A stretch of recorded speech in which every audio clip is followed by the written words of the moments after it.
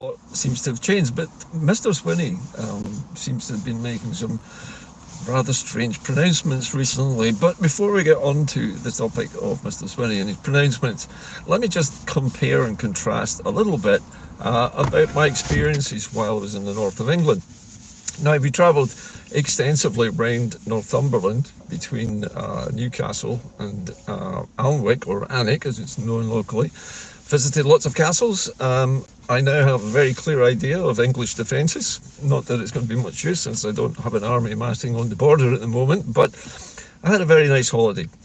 But while I was there, I was looking around at the way people in the north of England are living and comparing that in sort of broad terms to the way that people in Scotland are also living. And one of the first things that I really noticed, and you won't be surprised to hear me say this as a driving instructor, was the state of the roads in Northumberland is a lot better than the state of the roads here in my home city, Glasgow. Now, the question is, why is that? Because traditionally, I'm led to believe that the northeast of England is one of those areas which is always missing out on funding from the British government, and therefore is, largely a lot less developed than its western counterparts, such as Blackpool, Manchester. Even Cumbria and the Lake District is far more developed for tourism than the northeast of England. Now, from my point of view, this is a good thing because it allows me to see the countryside as it is at the moment without the over touristification, if you like, of the places that I'm visiting. But I did notice that despite a lot of the small villages that I visited and the small towns and market towns in that area being narrow streets, some of them cobbled, that there were no potholes. Not a single pothole was found. Yes, sometimes you drive along cobbled streets. Other times you might be driving along the A1, which I guess is the north of England's equivalent of the A9, a road which maybe should be fully dualled in some places. But on the other hand, having driven the A1 a good few times in my life, I can honestly say I actually like driving on the A1 because it's not all dual carriageway. So from the point of view of looking at the roads alone, and the northeast of England, which is supposedly, bereft of investment from central government, how do they manage to not have as many potholes as we have? And I think the answer to that has got to be to do with the way that funding works for Scotland, because in England, the funding comes straight from their government to their local government. In Scotland, the funding comes from Westminster government to the Scottish government, from the Scottish government then to the local authorities. And of course, the money that comes from Westminster through Holyrood and on to the local authorities is based on the Barnett consequentials.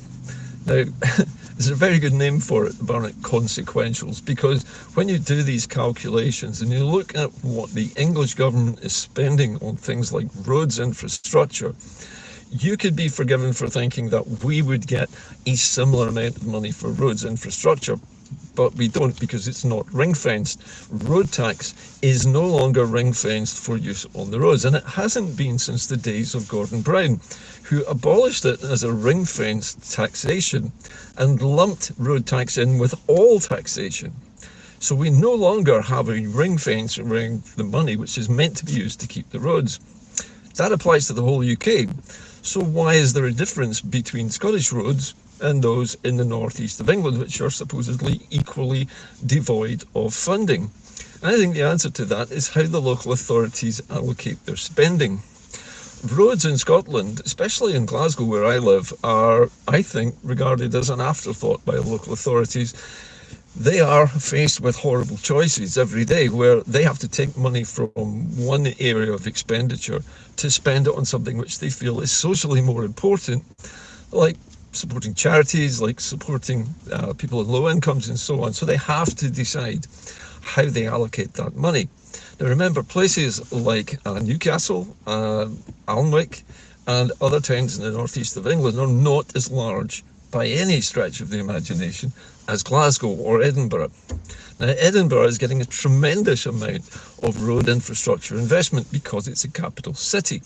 Glasgow, no, it doesn't get that kind of funding at all because it's not a capital city, regardless of the fact that it's an awful lot larger than our capital city, Edinburgh. So it's a complicated business, and I don't understand it. I really cannot fathom why the roads are so bad. It can only be down to, yes, having less money to spend, but also Glasgow being a city with historically large amounts of poverty and deprivation takes more money for its social projects than it does on roads. And it has to do that because of its legacy of poverty, extreme poverty, outlying sink estates, worklessness, the lack of jobs, lack of investment, and I could go on.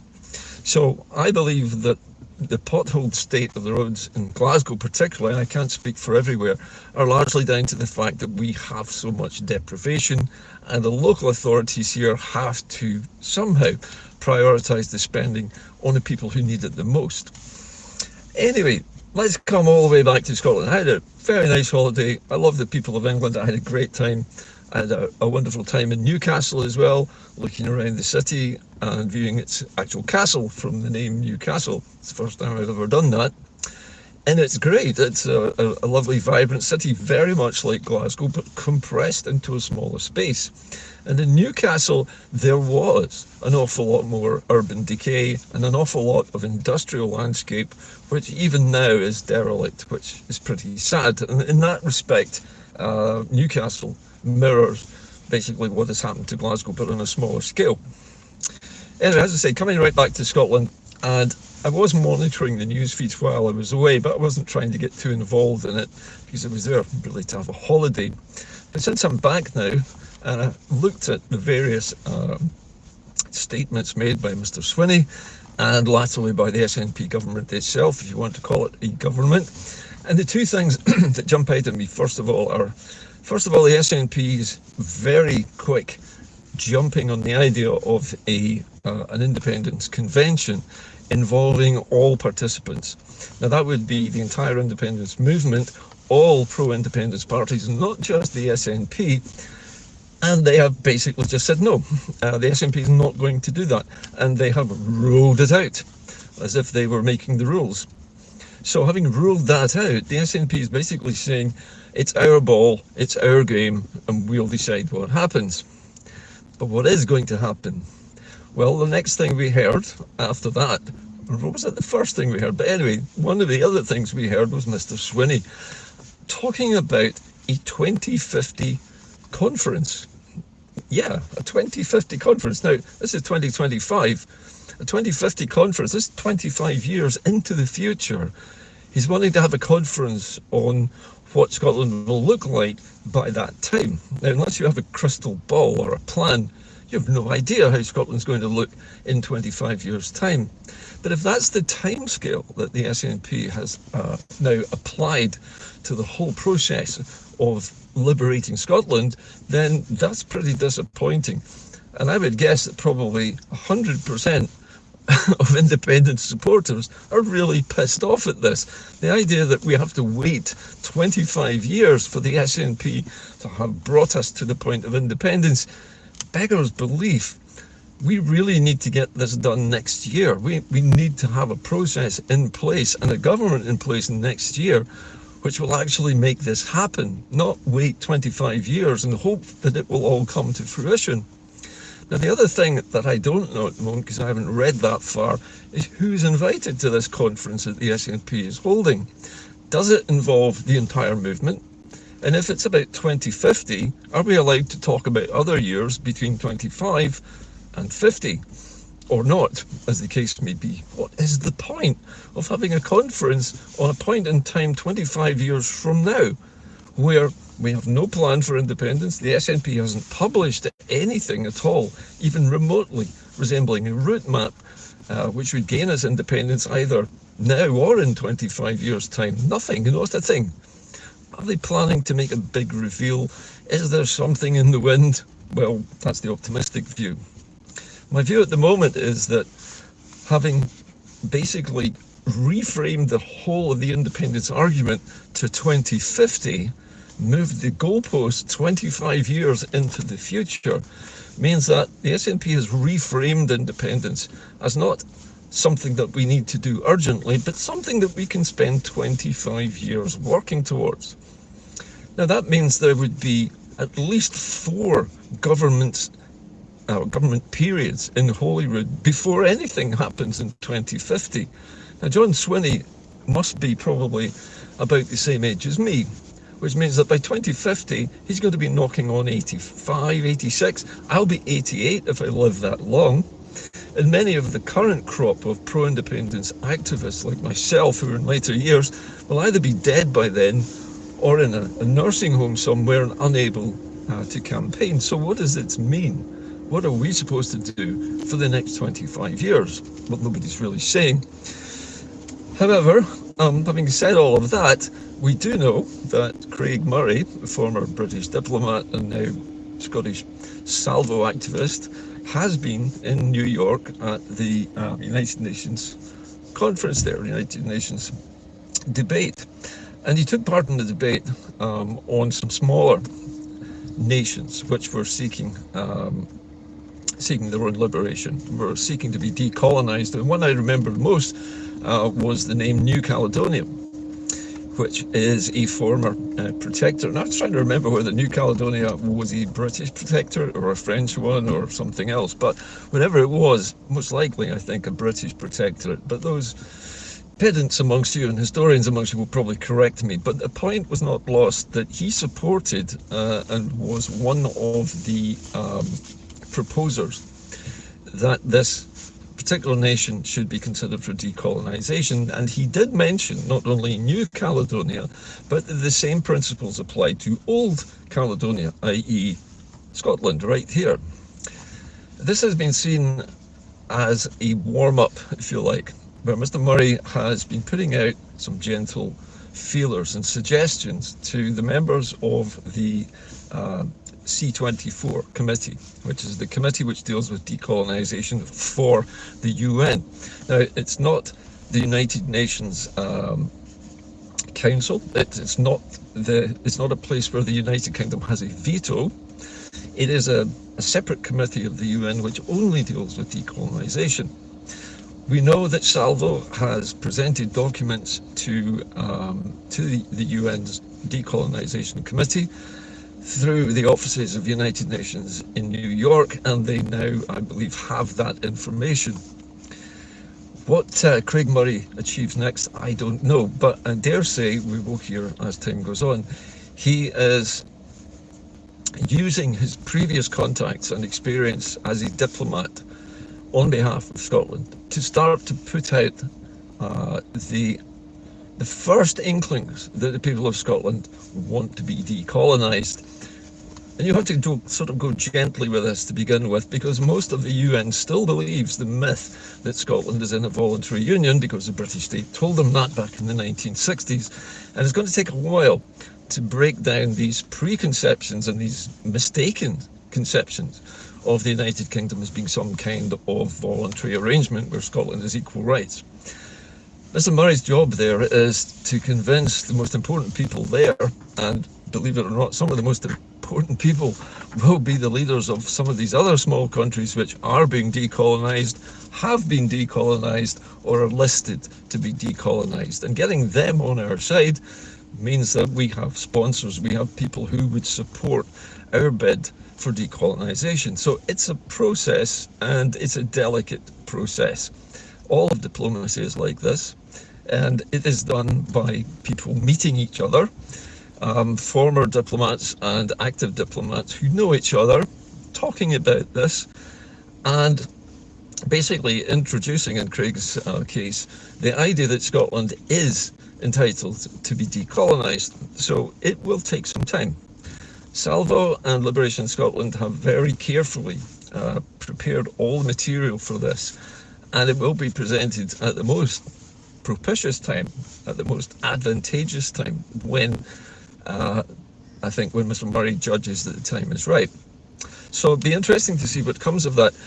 In my opinion, and it is only the opinion of me, sitting in this car in the middle of nowhere, I think that Craig Murray's but his work towards gaining acceptance for decolonisation status for Scotland at the UN are far more likely to result in something concrete happening well before 2025 than anything that the SNP talks about in this upcoming conference.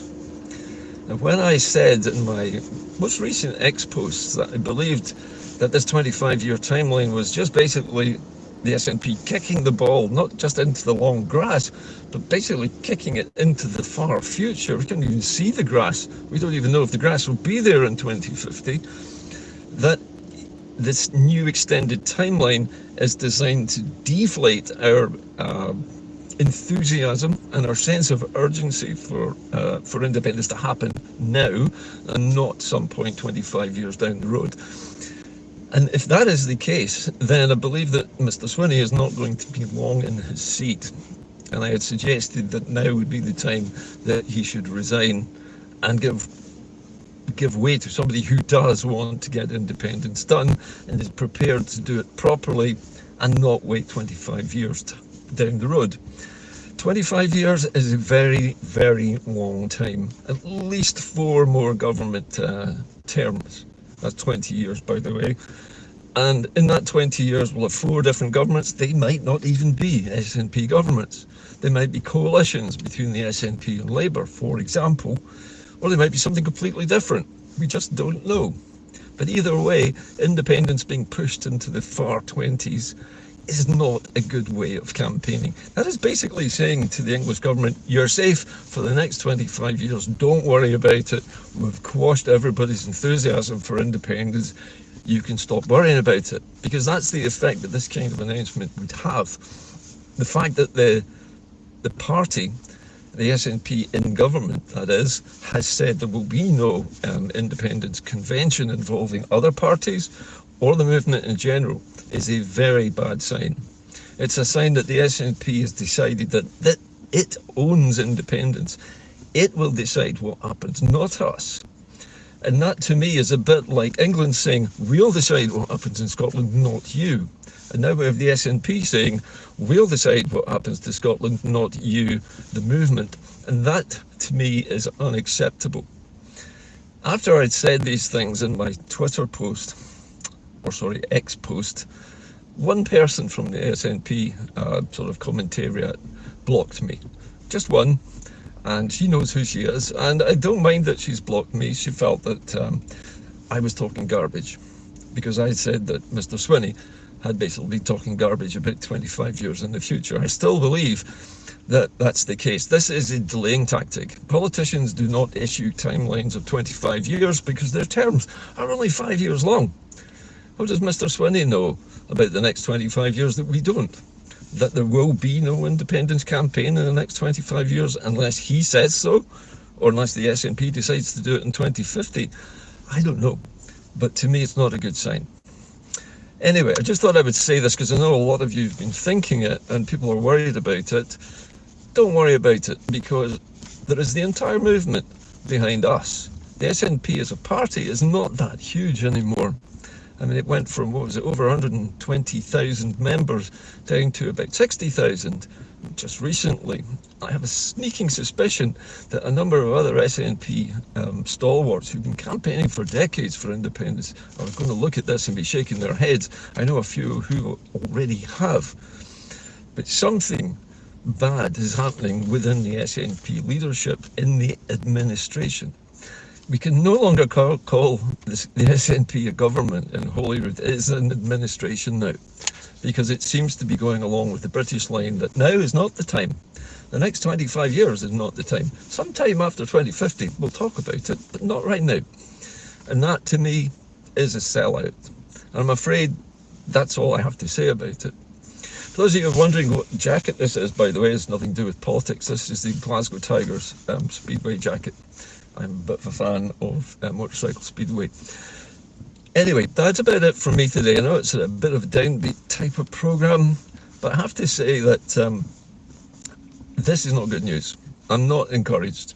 And I think that this might be the poison chalice for the SNP. If this is policy now, and this is how they're going to go into 2026, saying we're not going to do anything for 25 years, we're going to have a conference about what we might do in 25 years, that's not good enough for the people. We want this to happen. We need it to happen as soon as possible, in the earliest possible time that we can vote for people who want independence is next year.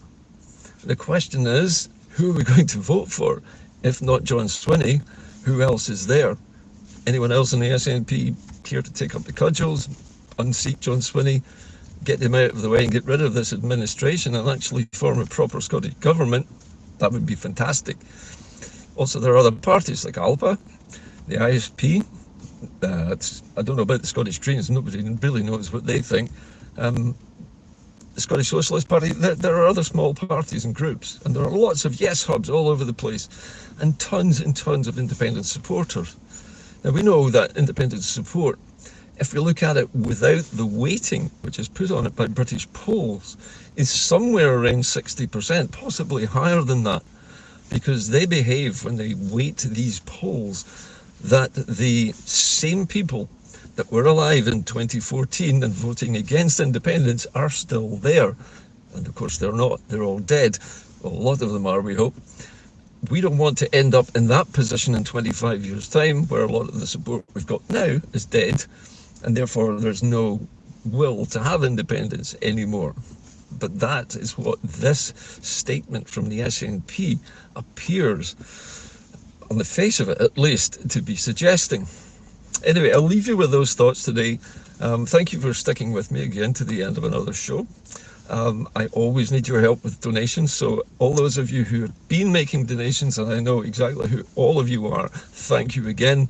Please keep helping, because it keeps me on the air. Anyway, I will be back again with Inde-Car, probably another show either tomorrow or Thursday. And then, of course, I hope to be with Norrie Hunter on Friday morning for Holding a Jacket, where we will basically take the gloves off. Anyway, that's it from Inde-Car today. I hope to see you again soon. As I always say, keep the faith. It's a long time between now and 2050. Bye for now.